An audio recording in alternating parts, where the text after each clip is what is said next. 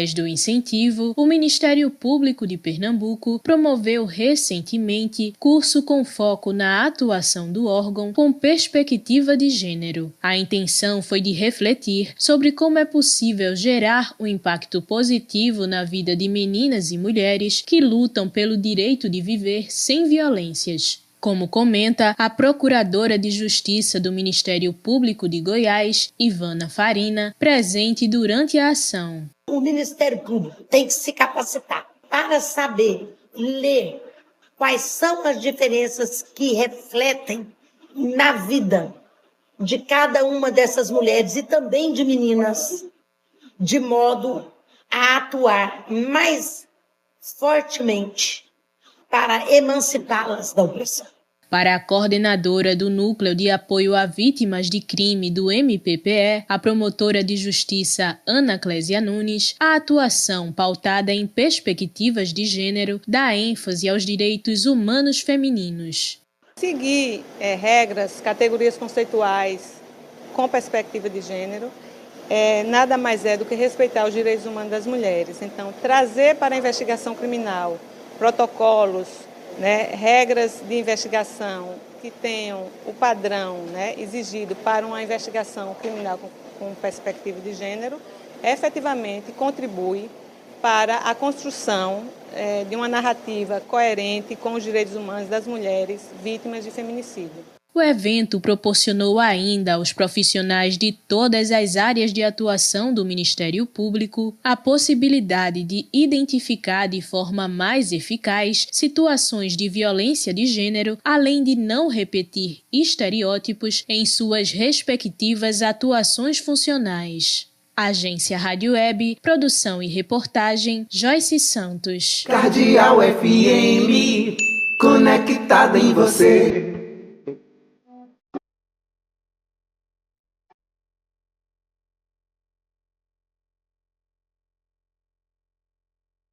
A Cardeal FM apresenta A Voz das Mulheres. Produção e apresentação, Márcia Mendonça.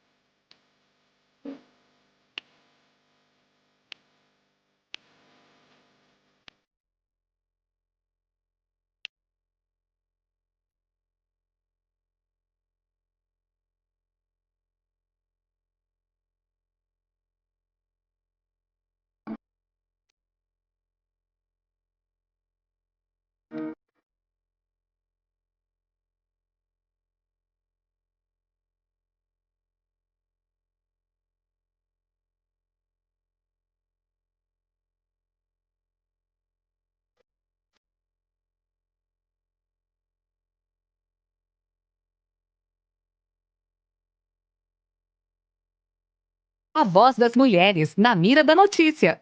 Este dia 13 de maio marca o dia de reflexão e luta contra a escravidão.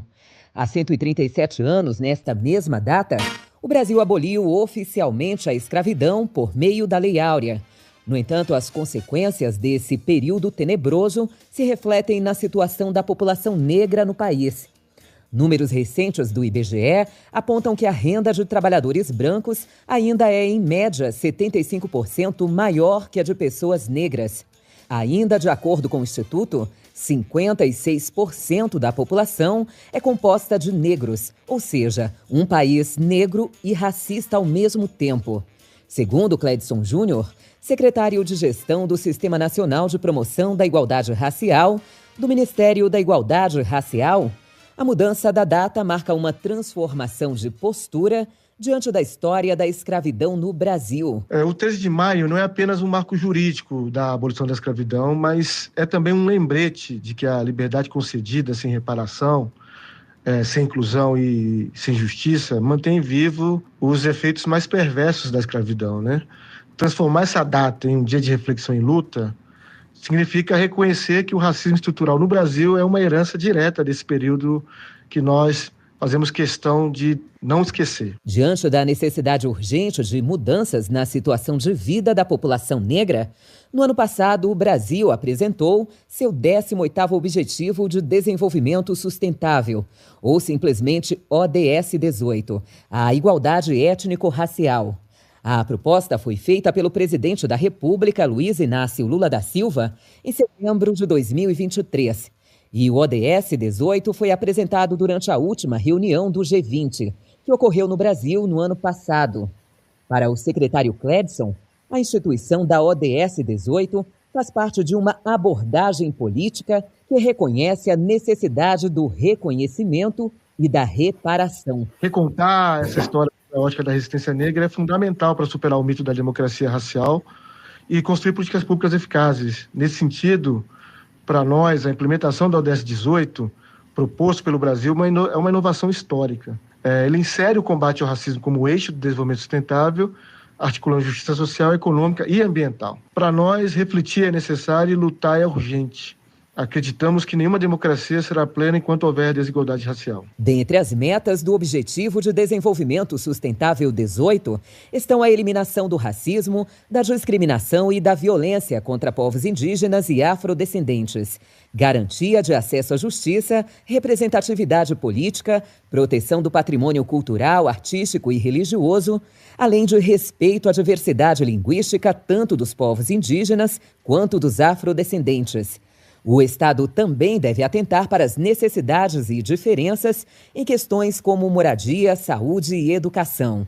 A ODS 18 faz parte da Agenda 2030, Plano de Ação Global das Nações Unidas, que estabeleceu os 17 primeiros Objetivos de Desenvolvimento Sustentável, ODS, e 169 metas para erradicar a pobreza, promover vida digna e proteger o planeta até 2030. Agência Rádio Web, com produção de Marcos Lacerda, de Brasília, Valquíria Rios. A Voz das Mulheres, com Márcia Mendonça. Semana Especial de Maio.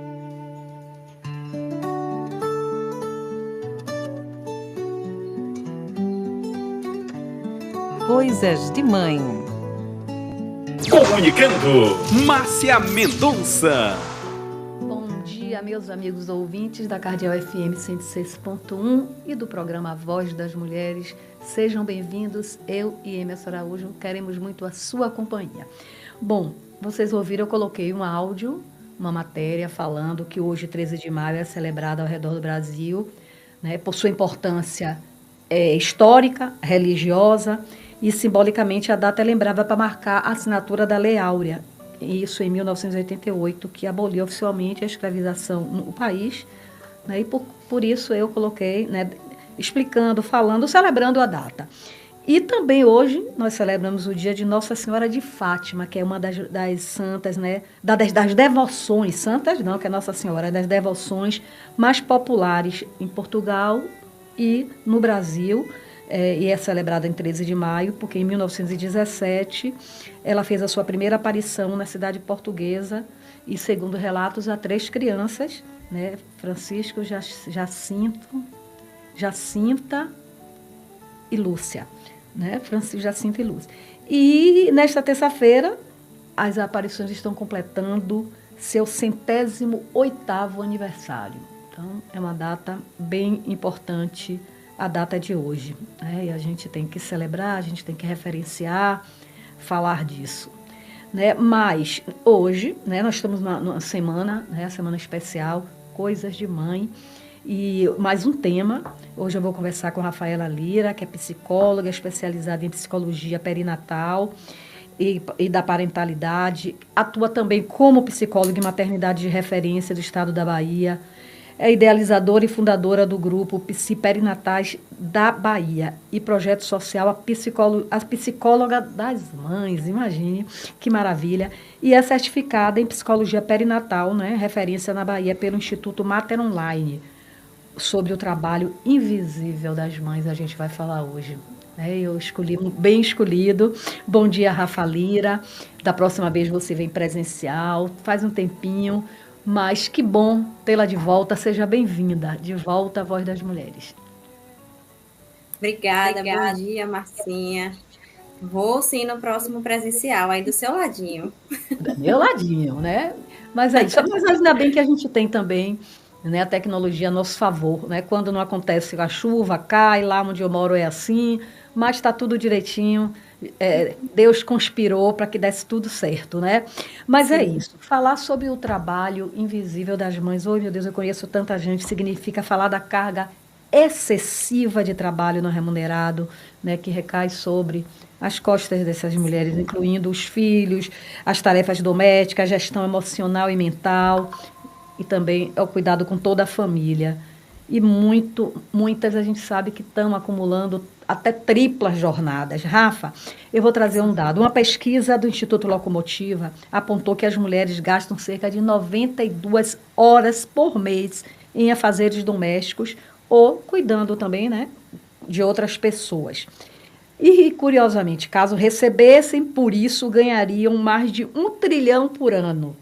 E esse trabalho ainda precisa, não é, Rafa, ser visibilizado, ser debatido, mesmo no século XXI, né? Exatamente, Marcinha. E olha que é um trabalho que não tem fim, né? Não. Da hora que acorda até a hora... A gente nem sabe a hora que vai dormir. Não. É um trabalho contínuo que começa ali no momento que a gente gesta, porque quando a gente gesta, a gente já está cuidando, tem que cuidar. E vai por toda a vida, infinitamente, até a gente estar aqui. Até estar aqui. E ainda... não é remunerado. Não é. E no meu caso ainda, né, que tenho netos, então esse cuidado, essa preocupação... vai até o dia que eu fechar meus olhos. Exatamente isso. O trabalho da mãe é da hora que a gente acorda, a não sei que horas vai dormir, até o nosso último suspiro. Eu já tenho os meus criados, mas a preocupação e o cuidado, e trabalho também, né? De certa forma, a gente está sempre que pode, a gente é disponível, né? Sempre que pode. Já tem um ditado que diz, né, Marcinha? Filho criado, trabalho dobrado. Minha mãe dizia tanto isso. Filhos criados, trabalhos dobrados, né? Porque a gente diz, criança dá um trabalho, mas criança você controla. Depois vem os adolescentes, vem os jovens, os adultos. É isso mesmo, todo mundo passa por isso, né? E pensando essa questão ontem, quando eu escolhi falar sobre isso, eu vejo queixas e relatos de mulheres, né, que a grande maioria passa por isso, né? E porque mesmo aquelas que têm uma condição financeira de ter quem cuide, né, que dê esse suporte, que tem a rede de apoio, passa por isso, porque o cuidado é algo, né, que está aqui dentro e a gente acaba se envolvendo mesmo, né? Mas quando se trata, Rafa, de mulheres solo, né, que são mulheres negras em maioria, né, e a gente sabe que o percentual é muito alto no Brasil, né, que tem essa vulnerabilidade social, a experiência ainda é mais dura, né?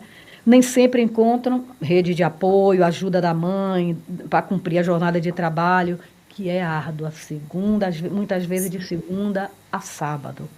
Aí a situação ainda é mais crítica. Exatamente. Ontem até saiu uma pesquisa, né, uma reportagem em um meio de comunicação que dizia, inclusive, que a Bahia, se eu não me engano, era o segundo estado com o maior número de crianças, né, que não tinham o nome do pai no registro. Né? E aí a gente se atenta justamente a essa questão assim do abandono afetivo, né, e também dessa maternidade solo, que a mãe acaba exercendo, né, essa sobrecarga materna, tanto da responsabilidade quanto a questão também, né, do financeira, enfim, elas abarcam muito isso, né? Eu contei até esse relato, foi no ano passado, né, ao meio-dia, assim, quando eu cheguei em casa, liguei a TV, estava passando uma matéria, uma reportagem sobre uma mãe que amarrou um filho com um fio de celular, né, de carregador, ela amarrou no vão da escada, no corrimão. Sim. E alguém denunciou, e aí se foi ver uma mãe super jovem, talvez considerada adolescente ainda, com 3 filhos ou 4. Imagine, 3 filhos ela tinha, talvez 18, 19 anos. Ela tinha, sozinha. Não estou defendendo, né, a violência, né, porque ela amarrou, mas eu acho que o julgamento foi a primeira coisa que apareceu, né, que era um crime, né, você não pode passar a mão com relação a isso, mas você pensar, depois o relato dela, né, porque ela estava sozinha e ele estava desobedecendo e ela pedindo, né, reiteradamente que ele obedecesse, que ela estava com as outras crianças, aquela criança traquina que às vezes precisa de limite. Só que falta um acesso a um monte de coisas, né? E educação provavelmente, e ela achou que a única forma que ela conseguiu foi pegando ele e deixando um tempinho ali na escada, enquanto ela se organizava. Com os demais filhos, né? Com os demais filhos. Eu fiquei pensando, né? Eu acho que essa mulher não deve ser olhada como uma criminosa, como uma vítima também, né? Sim. Ser chamada, orientada. Tem que analisar todo o contexto, né, Márcia? A gente primeiro precisa pensar o seguinte, que há um dever, né? Assim, uma assistência, né? É uma questão de políticas públicas. Sim. E quando isso é ofertado a essas mulheres, né? Desde muito antes, a gente pega uma mulher que ela não tem muito acesso a essas informações e tudo, e a gente consegue cuidar previamente, fazer um planejamento familiar, né? Teve o primeiro filho, a gente encaminha ali para um planejamento familiar, a gente consegue ter um pós, né? Muito melhor, né? Então, assim, quando há uma falha, né? Dessa estrutura na assistência a essa mulher, a gente vê realmente uma mulher com muitos filhos, né, sobrecarregada, muito provavelmente assim, sem a função paterna, né, ali ativamente com ela, então ela sozinha. Claro que o julgamento é a primeira coisa que aparece, a gente olha e julga, poxa, mas por que essa mãe amarrou essa criança? Exato. A gente não olha o contexto geral, né, uma mãe com 3 filhos, né, então o que ela precisa, por que ela amarrou, o que ela precisava amarrar? Né? Então, é a questão da saúde mental mesmo, materna. Isso. A gente precisa olhar com cuidado. Muito cuidado. Eu lembro até de uma cena, Rafa, que eu estava com uma filha de 5 anos, um filho de 3 e um bebê. Né?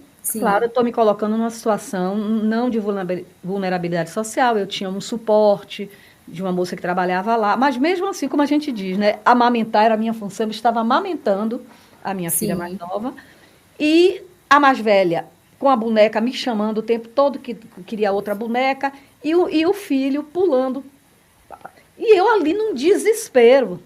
Sim. Né? Eu sozinha, depois eu me coloquei, quando eu vi essa situação dessa, claro que eu não, obviamente, não houve nenhum tipo de repressão nesse sentido, né? Mas eu pedi ajuda, né? Na época eu chamei Valdelice, trabalhava comigo, Valdelice, me ajude. Aí eu me coloquei, quando eu vi essa cena dessa mãe, eu imagino, meu Deus, ela tinha 3 filhos. Imagine você, sozinha, jovem. Eu era jovem também, mas não, ela era quase adolescente. Com 3... Gente, a gente tem que falar sempre, se colocar, porque se ela tivesse uma creche, talvez tivesse colocado as crianças, né? Se houvesse um planejamento familiar prévio, talvez nem as 3 crianças ela teria, né? Ela teria 1, 2, exatamente, no máximo. Exatamente. Né? Então, e tivesse um pai presente que uma rede de apoio, né? Desse o apoio, né? E ela tá, pelo que você me fala, ela está num período de quase adolescência, né? Então é um período potencial a crise, é um período que a pessoa ela está mais impulsiva, mais reativa, né? Então não tem uma maturidade ainda, né? E aí passa com esse contexto da maternidade também, junta tudo isso, somatiza tudo isso, ela reage, né? Isso. Ela reage. Isso. Ontem falamos até sobre essa questão foi mães à distância, mas também a gente comentou sobre a gente é mãe, mas a gente não vê uma cartilha, né? É uma coisa individual, né? Claro que tem muitas coisas em comum, mas a gente passa pela solidão, por uma série o medo de errar, a culpa, né? Que é nasce uma mãe, nasce uma culpa. Nasce uma culpa junto, não é, Rafa? Nasce uma mãe, nasce uma culpa. Na verdade, isso é de uma construção social, né? De sempre culpabilizar a mulher de tudo que acontece, né? Sim. E de trazer para a mulher essa responsabilidade sempre do cuidado. Então, quando há uma falha nesse cuidado, há uma culpabilização dessa mulher. Agora, imagina essa falha com um filho, né, em que aquela mulher já é cobrada por ela ter que maternar, ela ter que amar incondicionalmente, ela não pode errar, né, e quando ela erra ou quando ela esboça qualquer sentimento que sai da curva do que é romantizado, aquela mulher é julgada. E então, eu ouço muitas mulheres, Marcinha, que falam assim, poxa, Rafa, quando meu filho nasceu, eu não senti aquele amor, né, que as pessoas dizem que sente quando olha para o filho. Eu me senti culpada, será que eu não amo meu filho? E a gente vai trabalhando justamente essa ideia de que construção, o amor é uma construção. É uma construção. Né? Não é algo assim não nasce nato, pronta. Que nasce. Não nasce pronta, ela aprende a ser mãe com o passar do tempo. Em diversas fases. Porque quando é bebê, tem desafios. Passa para a primeira infância, novos desafios. Vem para a adolescência, mais desafios. Então, a maternidade é cheia de desafios. Cheia de desafios. E há uma diferença entre maternidade e maternagem. Sim. Não podemos romantizar, né? Não, de jeito nenhum. Há essa ideia de romantização, né? Há essa ideia. E não é fácil. Não é fácil, né? Eu não me arrependo, né? Fiz por opção, mas a gente sabe que, como você disse, são muitos os desafios, muitos. Sim. E essa ideia romantizada é o que traz justamente o sentimento de culpa, né? Isso. A gente fala muito hoje em dia assim sobre a maternidade real, né? E a maternidade romantizada. E, assim, a rede social hoje em dia acaba influenciando muito negativamente, às vezes, para essa maternidade romantizada. Sim. Então, assim, muitas mulheres acompanham várias influências que saem do parto com o corpo já perfeito, né, ideal. Está ali na rotina com a criança, mas consegue malhar, consegue fazer massagem, consegue ir para uma piscina, consegue dar continuidade à carreira. Enquanto a realidade da mulher brasileira, né, da mulher pós-parida, é completamente diferente. Sai da maternidade com um corpo que está grávida de 6 meses. A gente não consegue dar conta do nosso sono, quem dirá de dar continuidade a uma carreira, né, e a uma rotina. Então, essa ideia muito romantizada de uma maternidade mais ideal é o que traz muito esse sentimento de culpa. Né? Isso. E se você pensar, Rafa, que ela está passando aquilo, né? Ela está postando algo assim, oh, que felicidade, como você disse, a maternidade é algo, maternar é fácil, mas ela não tá, às vezes não está passando por nada daquilo. Está enfrentando as dificuldades que todas passamos, mas às vezes tem um suporte, mas contudo, por mais que você tenha, não é, Rafa, o suporte? Sim, às vezes é uma necessidade de um suporte mais especializado, mais emocional, porque isso afeta, né, a parte psíquica, né, a parte emocional daquela mulher. E aí a gente precisa também avaliar cada contexto, né, Márcia, porque tem mulheres que vão vir para essa bagagem da maternidade, cada uma com sua história de vida, cada uma com suas individualidades, né? Mas por ser um período potencial à crise, também há um desenvolvimento de transtornos mentais, pode haver, né? Pode já vir carregado ali, ter a predisposição, ou pode desenvolver durante esse período, né? E todo esse contexto do ideal, do romantizado, ele chega para agravar ainda mais. Muito mais, né? Isso. E a gente vai rapidinho para o intervalo comercial, que a gente tem que dar uma paradinha, Sim. E a gente volta a falar, inclusive eu quero falar de algo que é muito pouco debatido, não é o nosso assunto, a gente vai somente fazer um comentário. Sim. Mas quando a gente está falando de saúde mental também, né, porque tudo faz parte, a invisibilidade do trabalho por trás está toda, né, essa saúde mental comprometida, que é a depressão pós-parto, porque eu tive. Perfeito. A gente volta daqui a pouquinho, viu? Tá certo. Vou botar uma imagem aqui padrão, a gente vai beber A Voz das Mulheres. Cardeal FM, conectada em você. O Aedes aegypti é um mosquito tão incômodo que transmite 3 doenças diferentes: dengue, zika e chikungunya. Por isso, não dê espaço ao mosquito. A primeira vítima pode ser você. Evite a água parada, coloque areia nos vasos de plantas e tampe a caixa d'água. Em caso de sintomas, procure um posto de saúde da prefeitura e não esqueça, a dengue mata. SUS, Secretaria da Saúde, Bahia, governo presente para a saúde avançar. O programa Pé de Meia está completando 1 ano. Sonho meu, vai buscar quem tava longe, sonho meu. 1 ano combatendo a evasão escolar e permitindo que os jovens possam sonhar. Já são 4 milhões de beneficiados, recebendo R$200 por mês. E os estudantes que passaram de ano vão receber agora um depósito extra de R$1.000. Sonho meu, sonho meu, vai buscar quem tava longe, sonho meu. O Pé de Meia é um incentivo para você frequentar as aulas e investir nos seus sonhos. Procure a escola mais próxima. Sonho meu, sonho meu. Ministério da Educação. Tem Brasil, na capital. A gente vai te mobilizar e levar pro hospital. Tem no interior. O SAMU chegou, graças a Deus. Agora, na Bahia, o SAMU salva vidas em todas as regiões, da Chapada ao litoral. Desde 2023, com a parceria Bahia-Brasil, são 257 ambulâncias entregues para o atendimento de urgência avançar e salvar vidas. SAMU em todas as regiões da Bahia. É o governo do estado, junto com o governo federal, trabalhando para a saúde avançar. Há sons que tocam a alma e há artistas que transformam esses sons em emoções inesquecíveis.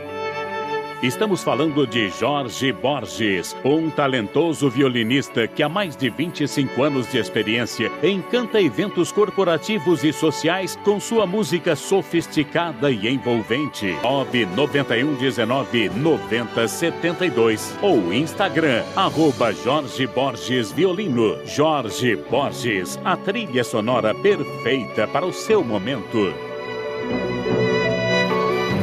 O Aedes aegypti é um mosquito tão incômodo que transmite 3 doenças diferentes: dengue, zika e chikungunya. Quando esse mosquito acha qualquer brecha, logo se espalha. Ele toma conta de tudo. E quando o foco está em sua casa, ele vai colocar você e sua família em perigo. Por isso, não dê espaço ao mosquito. Não é brincadeira. Evite água parada, coloque areia nos vasos de plantas e tampe a caixa d'água. Em caso de sintomas, reforce a hidratação e procure o posto de saúde da prefeitura mais perto da sua casa antes de tomar qualquer medicação. E não esqueça, a dengue mata e a próxima vítima pode ser você. SUS, Secretaria da Saúde, Bahia, governo presente para a saúde avançar. Cardeal FM, conectada em você. A voz das mulheres, na mira da notícia. Pessoas negras continuam sendo a maioria das vítimas de homicídio no país. Dos 45 mil assassinatos ocorridos em 2023, mais de 35 mil foram de pessoas pretas e pardas. Esse número representa mais de 76% dos casos. 96 são assassinadas por dia, em média 29,7 homicídios para cada 100 mil habitantes desse grupo populacional. Os dados são do Atlas da Violência 2025, divulgado nesta segunda-feira pelo IPEA, Instituto de Pesquisa Econômica Aplicada, no Rio de Janeiro. Em 2023, uma pessoa negra tinha 2,7 vezes mais chances de ser vítima de homicídio do que uma pessoa não negra.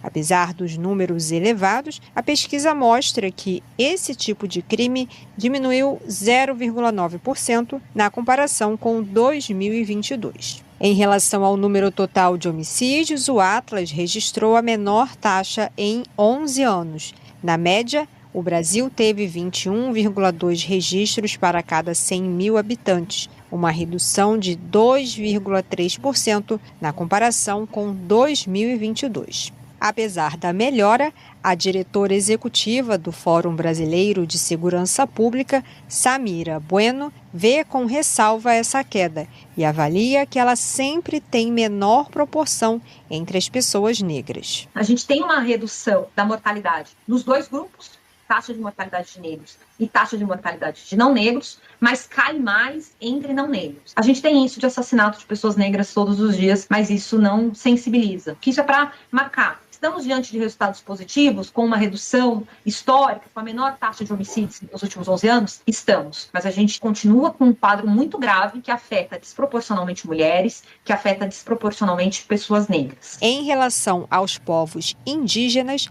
a taxa de homicídios registrados foi superior à nacional em 2023, enquanto a média nacional foi de 21,2 por 100 mil habitantes, a de indígenas foi de 22,8 habitantes, com aumento de 6% em relação a 2022. Em 10 anos, no entanto, o Atlas registra que essa taxa apresentou redução de mais de 62%, passando de 62,9 por 100 mil em 2013 para 23,5 em 2023. O estudo também apurou que mais de 21.800 jovens de 15 a 29 anos perderam a vida de forma violenta em 2023, uma média de 60 assassinatos por dia. Esses casos representam praticamente a metade, 47,8% de todos os homicídios no Brasil em 2023. 94% das vítimas são homens. Mesmo alto, segundo o estudo, o número de homicídios entre os jovens continua em queda nos últimos 7 anos. Já entre as mulheres, foram registrados mais de 3.900 homicídios em 2023, taxa de 3,5 por 100 mil habitantes. O dado é praticamente o mesmo desde 2019. Na análise por estados, o estudo mostra que a vida das mulheres sofre maior risco em Roraima, onde a taxa de homicídio feminina de 10,4 por 100 mil foi o triplo da brasileira. A unidade da federação com taxa mais baixa foi São Paulo, com 1,6 assassinato a cada 100 mil habitantes. O estudo também analisou a violência praticada contra a população LGBTQIAPN+.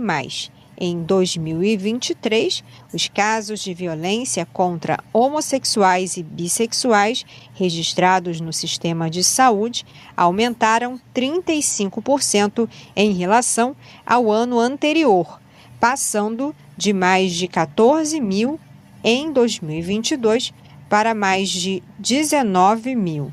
Já os registros de violência contra pessoas transexuais e travestis aumentaram 43%, passando de 3.800 para 5.500 casos.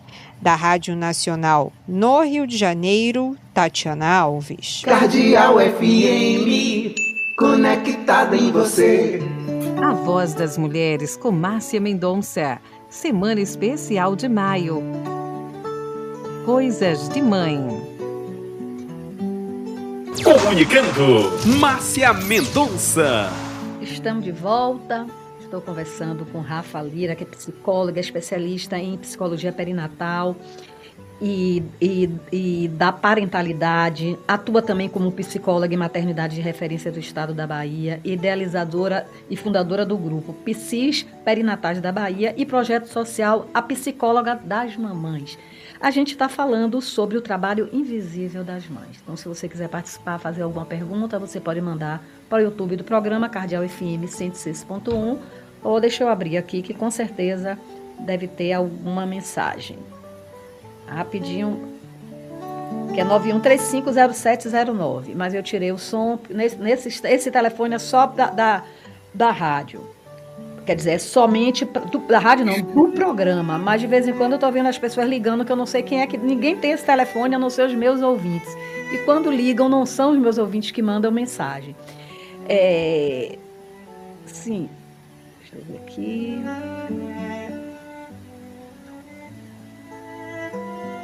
Bom, tem a minha amiga Carmen Alcântara, tá ligadinha aqui e tá elogiando o tema. Então, daqui a pouco a gente vem e eu vou novamente abrir aqui. Deixa eu ver se tá também. Se Carmen mandou.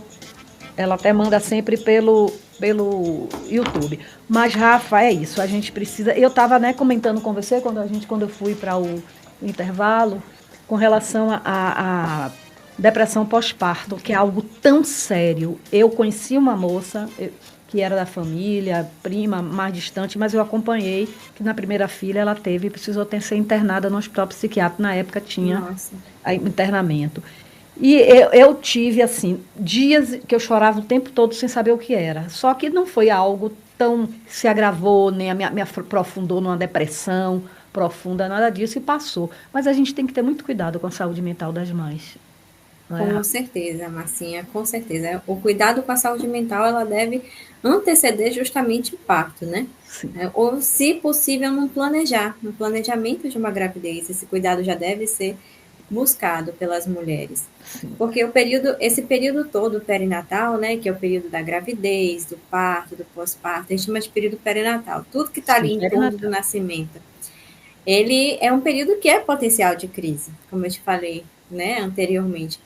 Só que as pessoas não sabem disso. É um período que predispõe a crises por todas as modificações que acontecem no corpo, no cérebro, né, na vida social, na carreira, enfim, na parte fisiológica, os hormônios também, né, eles se modificam.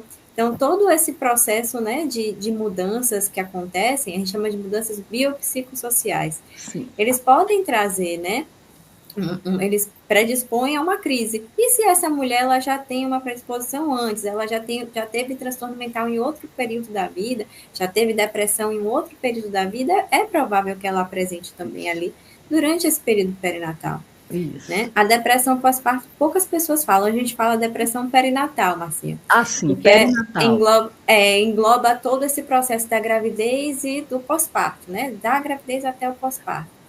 E assim, a gente tem que se atentar, né, aos sintomas, porque tem muitas mulheres, Marcinha, que já apresentam sintomas de depressão na gravidez, mas que não são identificados e nem cuidados. Né? E aí isso vai passando no pós-parto, agrava. A gente precisa falar muito sobre isso, né? Muito negligenciado, né, Rafa? Sim. De uma forma, digamos, até cultural. Né? As pessoas normalizam muito a tristeza na gravidez, né? Sim. Então, olha assim, ela tá chorando porque ela tá grávida. A grávida, ela fica assim mesmo, mais manteiga derretida, né? Chora com tudo. Não, vamos prestar atenção nesse choro, né? O que significa esse choro? Né? Como é que tá o contexto dessa mulher? Como é que está o contexto social dela? Como é que está o contexto financeiro, a vida conjugal? Ou como foi essa gravidez? Né? Essa gravidez ela foi consentida, não foi consentida, é desejada, não é desejada? A carreira dela, como é que está essa parte profissional? Então, a gente tem que englobar tudo, todo esse cuidado. Curioso que eu estou trazendo meus testemunhos, viu, Rafa? Mas as mulheres unidas são assim, Marcinha. A gente compartilha, e inclusive esse compartilhamento entre mulheres é uma forma de se cuidar, né? De outras mulheres também estarem se cuidando. Eu, na primeira filha, eu fiquei tão assim, digamos assim, com as emoções tão à flor da pele, digamos, no popular, que eu me lembro que eu fui almoçar na casa de minha mãe. Aí, antes eu passei para ver, eu não tinha filhos, foi a primeira, eu estava grávida da primeira. Aí eu passei perto de minha mãe, a escola de minha sobrinha. E minha sobrinha tinha 2 anos. Aí, quando ela me viu na escola, começou a chorar, querendo vir comigo. Minha nossa, eu nem almocei na casa de minha mãe, eu fiquei tão emocionada, chorei tanto que fui para casa, minha mãe não entendeu nada. Que fui para casa, chorando, não esqueço disso. Fica tudo mais intenso, as emoções ficam mais intensas. Né? A gente olha assim, mas que besteira, menina, só foi por isso? Não, fica tudo mais intenso, mais latente durante esse período. Ainda ouve, né? A gente ouve, né? Das pessoas que estão, assim, deprimidas, de um modo geral, assim, que às vezes estão tristes. Vai lavar uma louça que passa. Ou vai arrumar um enxoval da... Não, gente, não vamos negligenciar isso, não. Vamos cuidar, vamos estar, atentos. Mas isso traz consequências negativas, porque se aquela pessoa esboçou, né, externou naquele momento que estava se sentindo triste, e alguém vai lá e corta isso, não, vai lavar uma louça que passa, vai passar um pano na casa que passa, isso faz com que ela se sinta ali naquele momento reprimida, né, julgada, e aí se em outros momentos que ela precisar realmente falar para pedir até uma ajuda, ela não vai falar. Não vai falar. Olha, Rosa Santana disse, bom dia, não tem coisa pior do que não ter reconhecimento. Mães lutem para ter seu tempo livre, é seu direito, exija compartilhamento do trabalho com a família. Com a palavra, Rosa, vou passar a palavra para a Rafa. Eu falo sobre isso com as mulheres desde a gestação, né? Eu falo assim, olha, nasce uma mãe, nasce um filho, nasce uma mãe, nasce, mas também nasce um pai, nasce uma avó, nasce um avô, tios, tias, né? Tem os dindos, as dindas, cadê, né? As titias, né? A rede de apoio. A rede de apoio. E a gente precisa ter muito cuidado com isso também, por quê? Porque a gente acha que todo mundo que está ao nosso entorno pode ser rede de apoio, mas tem pessoas que se tornam rede de agouro, que é aquela que vem, mas não para somar, né? Vem para atrapalhar. A gente precisa ter muito cuidado com isso também. Só que o que ela trouxe é muito importante. Nós precisamos, sim, trabalhar para ter o nosso tempo e ter o nosso autocuidado. Porque como a sociedade coloca de que a mulher tem que cuidar, tem que maternar, né? Essa coisa, a gente esquece da gente. Só que o principal de tudo é que a gente esteja bem, né? A gente precisa estar bem para cuidar do outro. Perfeito. Se uma mãe, ela tá ali se doando, mas ela tá despedaçada, ela não vai doar o melhor para o filho, porque ela vai estar despedaçada também. Né? Então, se ela se cuida, ela vai estar bem para cuidar também. Isso. E hoje, né, Rafa, você bem sabe, como psicóloga, que a gente não pode dissociar a saúde mental, emocional da saúde física. Então, até as doenças começam do corpo, doenças gastrointestinais, cardiovasculares, até as doenças imunológicas aparecem, né? Então, a gente é um todo. A gente não pode... né? A gente tem que cuidar da saúde mental e da saúde física. Eu acredito até que primeiro da mental, entenda, porque a mental, eu acho que tem uma... Né, a saúde tem, assim, uma influência muito grande. Tudo depende da forma como a gente vê o mundo. Então, a gente tem que cuidar muito da saúde mental. Já diz aquela frase, né? Que parece que é besteira, que é clichê, mas não é. Quando a nossa boca cala, o nosso corpo fala. Né? Então, a gente precisa... A saúde mental, ela vai abrir portas para que a gente enxergue até as possibilidades que a gente não consegue enxergar, né? Em relação ao autocuidado. Então, quando a gente está ali, cuidando da saúde mental, fazendo acompanhamento psicológico, cuidando da nossa mente, a gente consegue enxergar aquela luz no fim do túnel, que a gente acha que não existe, e abre portas para os demais cuidados, né? Eu acho que, como a Rosa Santana falou, né? Eu acho que um dos sentimentos assim, mais difíceis de você lidar é a falta de reconhecimento, né, Rafa? E as mães sentem muito isso, né? E assim... E por conta disso, né, do excesso de trabalho, de preocupação, dessa culpa, será que eu estou fazendo certo? Será que eu estou fazendo o suficiente?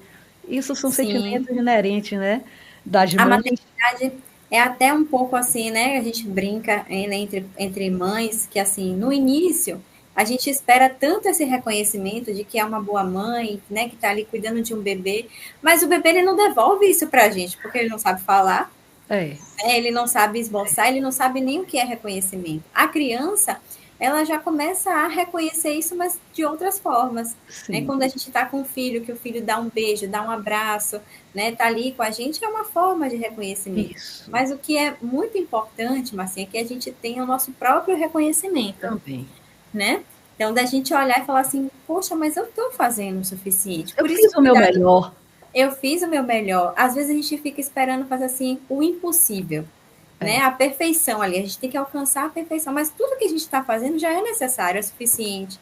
E é o que importa, né? E o que eu acho muito bom, assim, entre mulheres, é que muitas mulheres, principalmente mães, né? Entre mães, que reconhecem umas outras. né? E assim, quando a gente senta num grupo com mulheres, é muito comum a gente ver, mas você está fazendo o seu trabalho bem, né? Você está fazendo muito. Então, esse apoio entre mulheres também é importante. A sororidade é muito. A sororidade, isso. É muito importante. Porque o que a gente vê, mulheres assim, não é comum você, mais ainda no seu trabalho, que você ainda atende também de uma forma de particular, não somente no hospital, né? O seu trabalho, o seu cotidiano, de que eu imagino como você não deve conviver com mulheres com altos níveis de estresse, né? O burnout, de estresse, de cobrança, burnout, isso. Né? O esgotamento pelo trabalho, né? Pelo trabalho. Porque elas trabalham fora, chegam em casa, trabalham em casa, exercem a maternidade, então, né, acaba tendo um burnout ali. Isso. Justamente não só o burnout profissional, mas também o burnout materno, pelo excesso de trabalho dentro e fora de casa. Não somos super mulheres, né? A gente tem sentimento, a gente tem um nível até onde a gente pode ir, né? E às vezes ultrapassa por falta de apoio. Oi, Lúcia, bom dia. A invisibilidade materna não cabe mais no terceiro milênio. Este acerto cultural tem que cair por terra e as mães precisam ser vistas e valorizadas. Perfeito, viu? Obrigada, dia Lúcia. Mais a gente vem fazendo esse trabalho. Obrigada pela colocação, Lúcia. Isso é muito verdade. Vem fazendo, sim. Né? Inclusive, assim, esse mês de maio é o mês que a gente tem o mês todo para conscientizar sobre a saúde mental materna. Nós temos aí a lei, né, aqui em Salvador já temos o Maia Furtacô, que é voltado justamente para todo essa conscientização, ações, cuidado com a saúde mental materna. Então, cada vez mais a gente vem trazendo à tona essa visibilidade da maternidade, né? E esse reconhecimento. Está aí o que a outra telespectadora falou, né? Relacionado a justamente não sentir, às vezes, esse reconhecimento, mas nós reconhecemos umas às outras e estamos trazendo isso para o mundo. Validamos, né? Validamos, exatamente. Porque como você falou, Rafa, anteriormente, família não é só da mulher. Né? Família é uma célula que todo mundo tem que participar. Sim. Pai e mãe têm as mesmas responsabilidades. As mesmas. O pai não é rede de apoio. O cuidado ele precisa ser dividido, né? E eles precisam ter uma rede de apoio que compartilhe com eles dois. Isso, perfeito. Eu acho que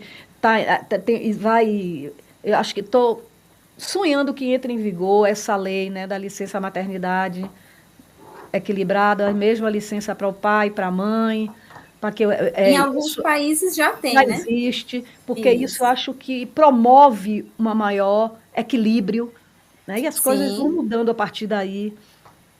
E trazer também à tona, assim, é uma construção social, né, Márcia, que a gente vai fazendo. Primeiro, de desromantizar a maternidade. Isso. Né? E depois de trazer à tona a importância dessa paternidade. Sim. É uma discussão que a gente já teve muito longe. Sim. Hoje em dia, a gente está mais próximo disso. A gente vê alguns pais exercendo essa paternidade de forma ativa, né? Ainda temos, apesar de um número de mães invisíveis, né? E com esse trabalho ser enorme. Mas a gente vem construindo essa discussão. E a importância disso. Tem avançado. Temos avançado. É trabalho de formiguinha, né? De pouquinho em pouquinho.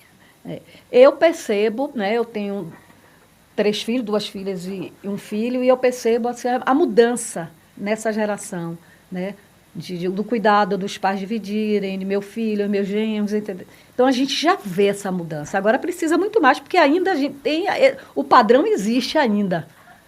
Exato. Você vê na geração deles, tem alguns que não fazem, né? Porque eu ontem falei uma coisa aqui, com Rose Sampaio e Gal, essa história de o pai ajuda, o pai não ajuda. O pai faz a parte dele. O pai compartilha, O que a parte dele é meio a meio, vamos, né? Já basta que a gente gesta e que a gente, por uma questão mesmo, acho que feminina, a gente se preocupa mais, cuida mais, a gente, né, é mais atento. Sim. Cultural também pode ser, né? A gente mais isso ocorre, mas temos avançado bastante. O que a gente está fazendo aqui, né, Rafa? Exatamente. É uma construção, né? E assim, a geração de hoje é o que vai mudar a geração de amanhã, né? Porque já temos essa construção. Mas, por exemplo, mães de meninos, elas vão trazer hoje essa consciência para seus filhos, né? Então, assim, eu trago muito essa consciência para meu filho. Tem o mês da amamentação, eu tenho uns bonequinhos de amamentação, aí a gente brinca, vamos aprender como é que amamenta aqui, como é que a mulher faz, como é que você pode ajudar, e a gente vai colocando ali, vai fazendo aquela na brincadeira, a gente ensina muitas coisas para as crianças. Olha, Rafa, é isso. Porque, por exemplo, o meu ex-marido não era de dividir comigo. Mas meu filho aprendeu com quem? Porque ele divide com a mulher. Ele aprendeu com a mãe dele. A gente que vai mudar isso. Né? Nós vamos mudar tudo isso, né? Exatamente. Rafa, infelizmente a gente vai ter que... Eu vou até para tirar uma foto, viu? Vou pedir a Emerson para tirar uma foto da gente aqui, para colocar nas redes sociais. Quero lhe agradecer, né? E que mais políticas públicas, né? Falando do que a gente falou, né? Com essa licença compartilhada vai ajudar muito, né, no cuidado com as crianças, e a gente espera, né, que esse trabalho seja cada vez mais equilibrado, né? Sim, é importante. Isso. A maternidade, ela não precisa ser solitária. Não. Ela não precisa ser sobrecarregada, né? A mulher, ela precisa ter um momento dela de autocuidado, ela precisa estar bem para ela cuidar. Né? Eu brinco muito assim com as pacientes que chegam, né, com as mulheres. É como se fosse uma viagem de avião. Sim. No meio da turbulência, a gente precisa colocar a máscara na gente primeiro para depois salvar o outro.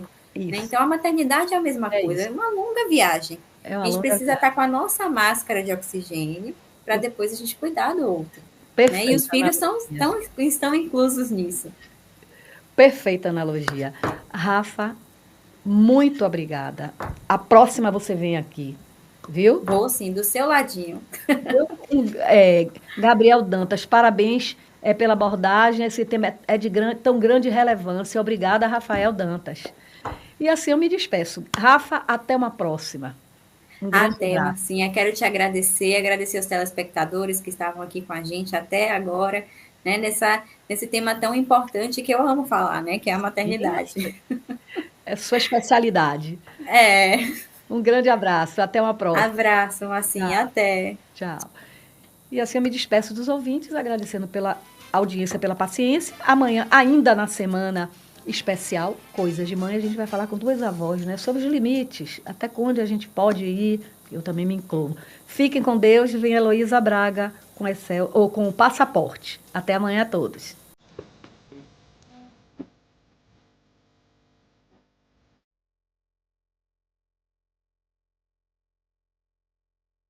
Você ouviu pela Cardeal FM A Voz das Mulheres.